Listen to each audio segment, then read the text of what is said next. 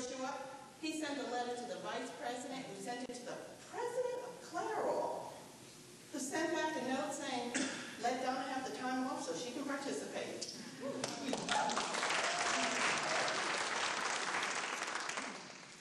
And so I did. I participated in that program, and in May of that year, I graduated from college. That same president offered me a position in the marketing department as an assistant product manager. It was the biggest promotion I had ever received and one of the most exciting positions I ever had. Years later, someone told me that when the president received the letter from Dr. Wiseman, at that moment, he decided that he was going to promote me.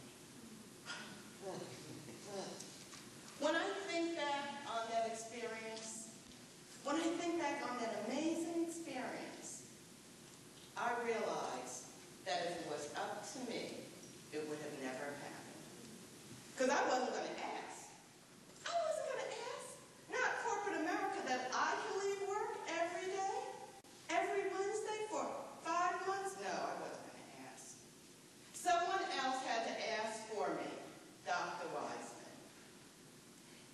It makes me stop to think, how often have all of us missed out on an opportunity, missed out on a blessing, because we were afraid to ask for the help that we needed? I have a question for you. Do you assume that others will not help you?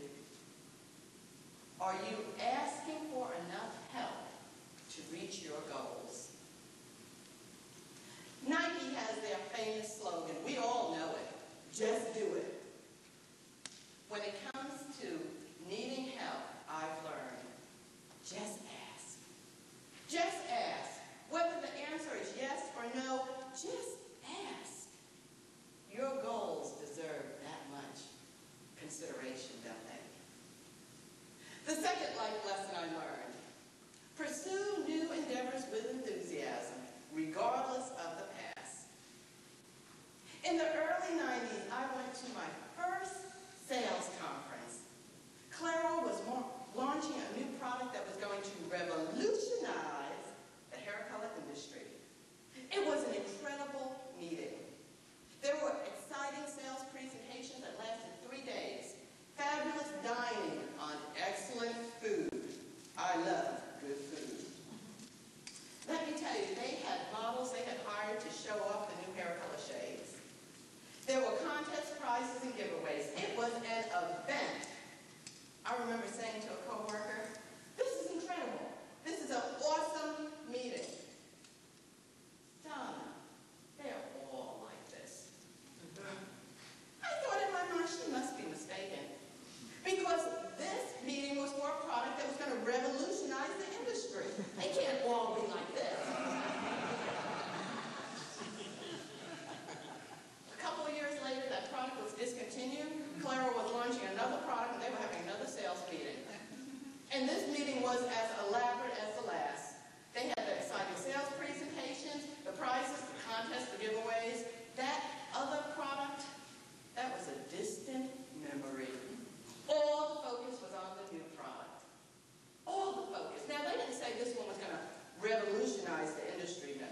They had another slogan they were using, but it had the same connotation. Over the last several years, I saw new products come and go.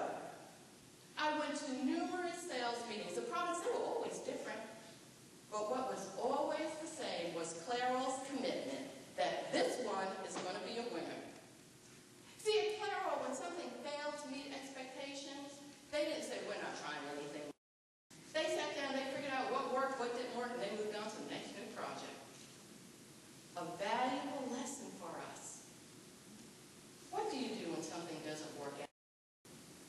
Many of us will just say, I'm not trying anything new again. We just close up shop. And then there's others of us that, yeah, we'll try something new occasionally, but we don't have that same driving enthusiasm that corporations are not like that. They realize excitement and enthusiasm